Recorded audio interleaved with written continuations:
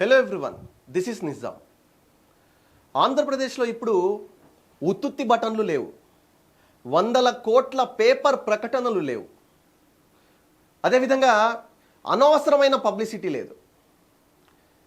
అదే గత ప్రభుత్వంలో మనం చూస్తే ఏ చిన్న పని చేయాలన్నా అందించే సహాయం తక్కువ, చేసే ప్రమోషన్ల ఖర్చు ఎక్కువ.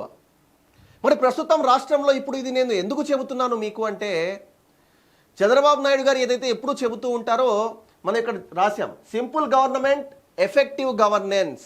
గవర్నమెంట్ ఎప్పుడు సింపుల్గా ఉండాలి, ఆ గవర్నెన్స్ ఏదైతే ఎఫెక్టివ్గా ఉండాలి. చేస్తే తెలియాలి, మనం చేస్తే నలుగురికి ఉపయోగకరంగా ఉండాలి, రాష్ట్రం అభివృద్ధి చెందాలి. అదే పందాలో ఈనాడు నారా చంద్రబాబు నాయుడు గారు ముఖ్యమంత్రి అయిన తర్వాత కూటమి ప్రభుత్వంలో ఆయన అదే విధంగా ఫాలో అవుతున్నారు. ఆయన సైలెన్స్ కారణం ఏంటంటే, ఆయన ప్రకటనలు లేకుండా, ఆర్భాటాలు హంగులు లేకుండా సైలెంట్గా వెళ్తూ అభివృద్ధిని దృష్టిలో ఉంచుకొని, రాష్ట్ర అభివృద్ధిని, అదేవిధంగా ప్రజల సంక్షేమాన్ని దృష్టిలో ఉంచుకొని ఆయన ముందుకు సాగుతున్నారు. ఇప్పుడు నేను ఎందుకు చెప్తున్నాను ఈ మాట అంటే, మనం గతంలో చూసేవాళ్ళం, ఏదన్నా పని చేయాలంటే జగన్మోహన్ రెడ్డి ప్రజలకు డబ్బులు ఇవ్వాలంటే ఏదో ఆయన బటన్ నొక్కితే ఆయన బటన్ నొక్కితే తప్ప ప్రజలకు డబ్బులు రావు, ఆయన మెహర్బానీతో ప్రజలు బతుకుతున్నారన్న రేంజ్లో ఆయన బటన్లు నొక్కి ప్రజలకు డబ్బులు ఇచ్చేవాళ్ళు. చేసేది మళ్ళీ ప్రజల డబ్బే, చేసేది ప్రజా సహాయం. ప్రజలకు ఇచ్చే సహాయాన్ని జగన్మోహన్ రెడ్డి ఏ విధంగా అనుకునేవాళ్ళంటే, అతను ఒక రాజు, నేను ఒక రాజుని, నేను ఇచ్చే డబ్బులు ఈ సామాన్య ప్రజలకు నేను ఇస్తున్నాను, నేను రాజును అనుకునేవాడు. కానీ ఇప్పుడు అలా కాదండి. ఇప్పుడు ఇది ఎందుకు చెప్తున్నాను ఇదంతా అంటే, మొన్న విజయవాడలో బుడమేరు నది పొంగి వరద వచ్చిన సంగతి మనకు తెలిసిందే. ఆ వరదలో ఎంతోమంది, కొన్ని లక్షల మందికి ఆ వరదల్లో ఇబ్బందులు, చాలామంది అనేక మంది ఇబ్బంది పడ్డారు, అనేక మంది ఇల్లులు మునిగిపోయాయి, చాలామంది పంట నష్టపోయారు. మరి వాళ్ళందరికీ నారా చంద్రబాబు నాయుడు గారు ఆర్థిక సహాయాన్ని ప్రకటించారు.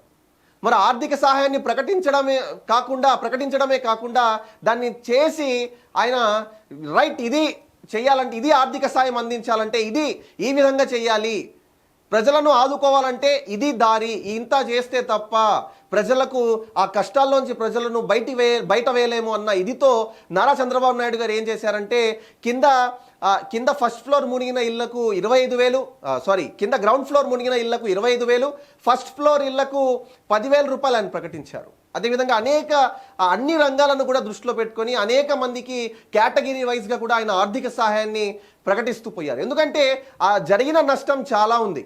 దాన్ని పూడ్చేందుకు నారా చంద్రబాబు నాయుడు గారు, మన ముఖ్యమంత్రి వర్యులు ఎంత మేర పూడ్చగలమో ఆలోచించి అంత మేర పూడ్చేందుకు ఆయన సాయశక్తులు ఆయన కృషి చేస్తున్నారు. మరి ఈ సందర్భంలో మనము ఈ మెసేజెస్ ఏవైతే ప్రజలకు వచ్చాయో, ఈ మెసేజెస్ చూసి వాళ్ళు చాలా ఆనందాన్ని వ్యక్తం చేస్తున్నారు. చూడండి, dear customer, DBT or government payment of 25,000 credited to your account number so and so. 25,000 రూపాయలు ఏదైతే నారా చంద్రబాబు నాయుడు గారు మాట ఇచ్చారో, ఆ మాట ప్రకారం ఇక్కడ వాళ్ళ ఖాతాల్లో ఆ అమౌంట్ జమ అయిపోయింది. ఇదిగోండి ఇంకో మెసేజ్ చూడండి, your account number credited 10,000 rupees on 25th September, APBS disaster management. Right, చూసారా? ఇది ఇంకొకటి చూడండి, తీసేద్దాం ఇది చూడండి, your account credited with 25,000 on 25th 9, 2024. ఇది నేను చెప్పబోయేది. ఏదో వరదలు వచ్చాయంటే జగన్మోహన్ రెడ్డి 2,000 రూపాయలు వాళ్లకు ఏదో భిక్ష వేసినట్టు, మెహర్బానీ చేసినట్టు కాకుండా, నారా చంద్రబాబు నాయుడు గారు నిజంగా వాస్తవంగా వాళ్ళకు అవసరాలు ఏముంటాయి, ఈ వరదల్లో వాళ్ళు ఎంత మేర నష్టపోయారు, ఎంత మేర వాళ్లను భర్తీ చేయగలం, ఎంత మేర వాళ్లకు న్యాయం చేయగలం అని ఆలోచించి నారా చంద్రబాబు నాయుడు గారు ఏం చేశారంటే ఇవి ప్రకటించారు. ఎందుకంటే గతంలో మనం 2019 నుంచి 24 వరకు కూడా చూసామండి, అనేక చోట్ల ఈ వరదలు వస్తే ఆ వరద సాయంగా తూతూ మంత్రంగా ఏదో జగన్మోహన్ రెడ్డి ఆ 2,000 రూపాయలు ప్రకటించాడే తప్ప పెద్దగా సహాయం చేసింది లేదు. కానీ 25,000, 10,000 రూపాయల లెక్కన ఇళ్లకు ఇవ్వడం అంటే ఇది ప్రజలకు మనం ఏదో మెహర్బానీ చేసినట్టు కాదండి.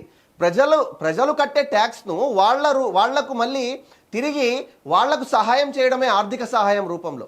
అది కూడా దేశంలో ఏ రాష్ట్రంలో కూడా ఇవ్వనంతగా మన ఆంధ్రప్రదేశ్లో విజయవాడలో నారా చంద్రబాబు నాయుడు గారు ఆ స్థాయిలో ఇది ఆర్థిక సాయం ప్రకటించి 25,000 లెక్కన 10,000 లెక్కన ఇచ్చారంటే ఇది గొప్ప విషయమే. కాబట్టి మనం ఒప్పుకోవాలి ఖచ్చితంగా. Right, thank you for watching. This is Nizam.